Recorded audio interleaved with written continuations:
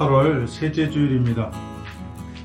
지난 목요일이 광복절이었는데 결국 예상했던 대로 파행을 맞았습니다. 정부는 정부대로, 광복회는 광복회대로 이렇게 서로 나뉘어서 행사를 하게 되고, 또 각 지역마다 일어났던 행사장에서 또 서로 고성이 오가고, 이 문제의 핵심에 물론 이제 독립균형관 관장을 뉴라이트 출신을 선정했다라는 문제가 걸려 있지만, 또 하나는 뭐냐면 지속적으로 이 8월 15일에 건국절 이야기를 자꾸 한다는 거예요. 1948년 헌법에는 그렇게 명시가 되어 있습니다. 1919년 3.1운동이 일어나고 그 후에 중국 상해에서 대한민국 임시정부가 수립되었다. 거기를 지금 현 대한민국의 시작으로 보는 거죠. 그리고 초대 대통령으로, 당시 분위기가 대통령을 이렇게 뽑는 분위기였어요. 이 나라들이. 그러니까 우리도 대통령제를 채택해서 대통령을 새로 초대 대통령을 뽑았는데 그 대통령은 이승만이었습니다. 1925년도에 공식적으로 임시정부에서 이승만을 탄핵해요. 더 이상 대통령이 아니라는 거죠. 이 사람이 중국에 와서 독립운동도 같이 하지 않고 하와이에 머물러 있거나 혹은 미국을 떠돌면서 독립자금을 받아가지고 자기가 개인적으로 다 써버린 거죠. 더군다나 미국의 당시 법은 나이 차이가 많이 나는 어린 여자를 데리고 동반해서 여자를 데리고 여행을 할 수 없는 법이 있었는데, 그 법도 지키지 않고 자기 부인이 있는데도 불구하고 젊은 여자랑 같이 그렇게 비서라는 명칭으로 여행을 다니다, 지금은 말하면 풍속사범이죠. 성범죄자로 잡혀가지고 그것도 여러 군데다가 탄원 집어넣고 쇼를 해가지고 빠져나와요. 재판을 하와이에서 받았나? 어쨌든 자기가 유리한 지역에서 재판을 받아요. 그러니까 이승만이가 대통령으로서는 자격이 없다고 생각한 거죠. 그래서 탄핵을 시켰단 말입니다. 근데 지금 뉴라이트의 주장은 뭔가 하면 주권이 없지 않았느냐라는 얘기를 자꾸 해요. 실질적으로 그때 한반도의 주권은 일본이 가지고 있었고, 어디 가서 성규정 선수도 그렇죠. 일본 선수로 뛴 거지 한국 선수가 아니지 않느냐. 그러면서 조선인이라는 표현을 자꾸 쓴단 말이에요. 그런데 1919년에 임시정부에서 나라의 국호를 대한민국이라고 정했어요. 그리고 해방이 된 이후에 대한민국이라는 이름을 그대로 계승해서, 그러니까 임시정부의 적통을 그대로 계승해서 그때 헌법 새로 여러 가지 헌법도 만들고 이런저런 나라를 해가지고 나라를 꾸렸단 말이에요. 그러니까 대한민국이라는 이름 자체부터가 상해 임시정부로 또 온 거예요. 그 전까지는 일본 사람들이 한국 사람들을 조선인, 조선진이라고 불렀던 거죠. 근데 뉴라이트는 지금 똑같은 이야기를 하는 거예요. 1919년에 우리가 대한민국 국민이다 라는 자부심을 가지고, 주권의식을 가지고, 주체의식을 가지고 독립운동을 하고 또 여러 가지 활동을 했던 분들이 계신데, 일본인이 입으로 얘기한 조선진, 조선총독부죠. 조선이라고 하는 명칭은 일본인들이 쓰는 용어고 일본인들 개념이지 우리 한국 사람의 개념이라고는 이야기하면 안 된다는 거죠.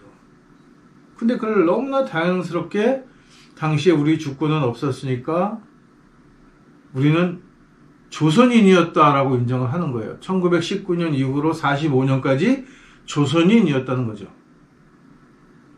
일본이 강제로 차지하고 있던 땅에서는 조선인이라고 불렀지만 우리는 임시정부를 세워놓고 우리는 대한민국 국민이라고 이미 선포를 했단 말이에요. 주권의 문제는 이미 그때 시작이 된 거예요. 단지 땅을 가지고 있지 못했을 뿐인 거죠. 근데 이거를 교묘한 그 말장난을 합니다. 제가 막 청문회를 몇 번씩 이렇게, 저희 집에 TV가 없으니까 청문회는 그냥 유튜브에 올라온 영상들을 이렇게 보는데 막 여기서부터 그냥 막 불불 끓어오르는 거예요. 관료라는 자들이, 국가가 임명한 공무원이라는 자들이 언제가 대한민국이 시작이냐라고 물었을 때 대답하지 않고 우물우물 한다는 거예요. 그러면서 뭐 논란의 여지가 많고 막 다양한 견해가 있고, 다양한 견해가 있지도 않고 논란의 여지도 없는 거예요. 대한민국은 1919년에 임시정부를 세우면서 대한민국이 시작됐다고 헌법에도 명시되어 있고 그렇게 가르치고 배워요. 이거를 지금 뉴라이트들이 교과서를 다 뜯어 고쳐서 바꾸려고 하는 거죠. 왜? 우리는 그렇게 교육을 받아왔으니까. 지금 아이들한테 물어보면 당연히 1919년이죠 이렇게 얘기하지, 누구도 1948년이 나라가 건국됐다고 얘기하는 애들은 없어요. 애들조차도 그렇지 않아. 중고등학생만 돼도. 그런데 관료며 학자며 교육계 있는 애들은 다양한 의견이 있고 뭐 논란의 여지가, 이런 소리를 한단 말이에요. 그러니까 이게 참 참담한 일이죠.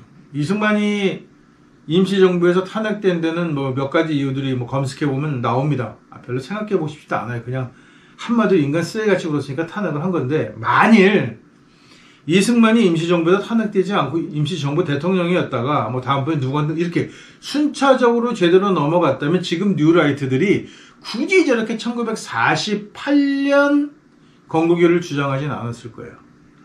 또 1948년 건국일을 주장하는 가장 근본적인 이유에 뭐가 깔려있냐면 한국 군대의 정체성이 깔려있어요. 미 군정이 들어오고 미 고문단에 의해서 군대가 꾸려졌단 말이죠. 그러면서 육서라는 게 새로 생기고, 여기 출신들은 독립군에서 활동해왔던 사람들이 못마땅한 거죠. 왜냐하면 자기 교수, 자기를 가리키는 선배 모두 다 일본군 출신 장교들이나 하사관들이었단 말이에요. 지휘관들이 다 그 사람들이, 거의 대부분 그 사람들이 한 자리를 해먹었어요. 그나마 독립군 출신이면서 중국에서 활동했던 사람들 중에 넘어온 사람들이 두 가지 부류가 있는데, 하나의 부류가 장개석 군대 출신이고 다른 하나의 부류가 모택동 군대 출신이죠.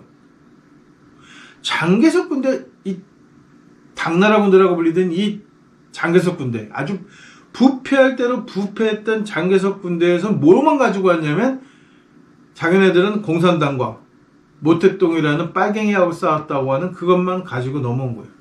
그러니까 이 사람들이 독립군 출신이면서 한국 군대에 합류하게 되면서 자연스럽게 반공 이데올로기가 대두가 되고, 친일파들은 그 반공 이데올로기 뒤에 숨기가 좋았다는 거죠. 왜냐하면 한반도가 왜 강점기 당시에 그 불량선인이라고 불리든, 다시 말해서 반사회주의자라고 불리고 단속하고 탄압했던 사람들 중에 사회주의자들 혹은 공산주의자들이 있었기 때문이에요. 일본 정부에서는 사회주의나 공산주의자들을 좋아하지 않았죠. 이게 문제가 있다고 봤다는 거예요. 그게 그대로 그 일본 경찰에서부터 가져온 그 전형적인 반공 의식하고 같이 맞물려 있는 거예요, 이게. 그러니까 친일을 감출 수 있기가 굉장히 좋아지게 된 거죠. 너무 자연스러운 융화가 일어난 거예요. 이게 마치 찰떡궁합이라고는 해야 될까요? 좋은 의미에서 찰떡궁합이었으면 정말 좋았을 텐데, 한국으로서는 정말 일어나지는 말아야 될 찰떡궁합이 군대에서 일어나게 됩니다. 경찰. 그러니까 군과 경찰이 전부 친일 경력을 갖고 있다. 외인 경찰에서 일했던 자들, 군대에서 일했던 자들이 중심이 돼서 군대를 만들어지게 되니까 1919년을 대한민국 건국으로 시작해서 그동안에 해왔던 독립운동사를 가지고 오게 되면 자기네들은 죄인이 되게 되는 거예요. 그러니까 자기네들이 죄인이 될 수 없는 거죠. 이런 식으로 철저하게 신분 세탁을 할 수 있었던 결정적인 계기가 된 게 한국 전쟁입니다. 한국 전쟁이 터지면서 군대가 급속적으로 확산되고 외군이나 아니면 외 경찰들, 뭐 헌병 출신들, 지휘관들이 순식간에 진급을 하면서 장군이 되게 되고 결국은 뭐 미군들 도움을 받아서 전쟁을 치르면서 전쟁 영웅이 됐단 말이죠. 대표적인 게 뭐 백선엽인가 백인엽인가 하는 그 형제들이잖아요. 만주에서 만주 별동대죠. 독립군을 잡고 독립군 잡는 게 쉽지 않으니까 독립군을 도와줬다는 이유로 한국 사람들이 살던 불악 전체에 불을 지르고 양민을 학살했던 그 부대 출신들이 6.25 전쟁에서 전쟁 영웅이 돼서 군대의 영웅이 되어버린 거예요. 외와 싸우면서 독립운동을 하고 그렇게 목숨을 바쳐서 주권을 찾기 위해 그렇게 중요한 주권, 영토에 대한 주권을 되찾기 위해서 열심히 싸우고 노력하고 희생했던 사람들이 영웅이 아니라 6.25 전쟁이라는 전쟁을 동족상전, 이데올로기를 가지고 소련과 구소련과 이 서방이라고 하는 미국이 대표가 돼서 이데올로기의 대리전쟁을 치르기 위한 그 전쟁에서 동포를 죽인 것으로 외국 군대도 아니고 같은 민족끼리 동포를 많이 죽인 것으로 전쟁 영웅이 된 자들이 군대의 영웅이 되어버린 거죠. 왜 강점기에도 독립운동을 하던 같은 동포와 독립운동을 하는 것을 도와주던 사람들을 죽였던, 동포를 죽였던 그 자들이 한국전쟁에서 똑같이 동포를 죽이고 많이 죽이면 영웅이 됐다는 거예요. 그러니까 이 사람들한테는 1919년이 대한민국의 근간이고 시작이라고 하면 여러 가지가 불편한 거예요. 두고 자기네들의 정체성 문제가 계속해서 문제를 일으킬 것이기 때문에 근데 정치 권력들이 연합해서 아예 1948년으로 미 군정이 들어온 후에, 즉 한국 전쟁을 통해 전쟁 영웅이 되고 한국 전쟁을 통해 정권을 굳건히 한 친일 세력들과 이승만, 그때부터 한국이 시작이라고 하면 이승만 입장에서는 초대 대통령이었다가 그 지저분하고 정말 난잡한 일로 탄핵당했던 그런 것들도 지울 수 있고 그 부담감을 덜어내는 거죠. 왜 그때는 그냥 없던 시절이 되어버리는 거니까. 대한민국과 무관한 시절이 되는 거죠. 식민지 국가들이 건국일이라고 하는 기념하는 날들이 있기는 해요. 그러니까 왕조가 무너지고 그 다음에 태평양 전쟁 그리고 유럽 전쟁이 2차 대전이 끝나면서 그 후에 독립한 국가들이 그 독립한 날짜 1950년, 45년 그 어간의 나라들이 세워지면서 그때를 건국일로 하는 나라들이 있어요. 더러. 그러다 보니까 그때를 우리도 그것처럼 그때 건국이 되었다고 얘기하는 거죠. 근데 한 가지 분명히 해야 될 게 있어요. 우리는 외가 한국에 들어와서 1910년 한일합방 그 이전까지 포함해서 약 50년 정도가 한국 한반도를 자기네들 주물럭거리면서 점령했던 시기예요.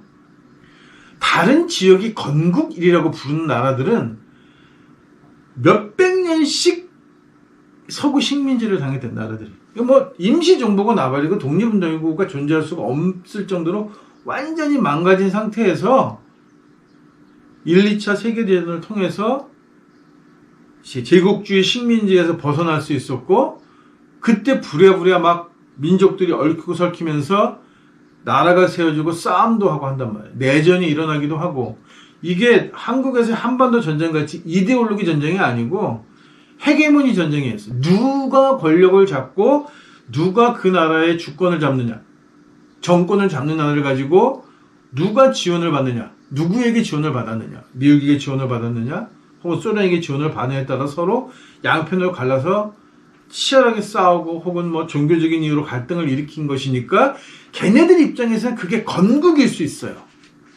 그렇지만 우리처럼 1919년 3.1운동을 통해서 더 이상은 이렇게 나라를 빼앗길 수 없고 우리가 주권 없는 나라일 수는 없다는 생각으로 상해에 모여 임시정부를 만들고 국호를 대한민국이라는 국호를 만들어서 주체적으로 활동한 것은 많은 이해가 아니라는 겁니다. 그러니까 그렇게 우리하고 역사적 상황이나 배경이 전혀 다른 이야기들을 가지고 와서 우리 거를 마구 주물러 가지고 개판을 만들려고 하는 거예요. 그게 뉴라이트의 특성이죠. 60년입니다. 을사늑약이 1905년, 1965년 한일협정, 그 다음에 2025년 을사년에 또 한 번 60년 단위로 외가 한반도를 떠나면서 뿌려놓았던 그 점령과 야욕의 씨앗이 성장을 해서 이제 성인 세대가 되었고 그들이 주류 세대가 되었죠. 그리고 을사년이 또 돌아왔습니다. 내년에 정말 어떤 일이 벌어질지가 생각하면 때론 잠이 안 오는 겁니다.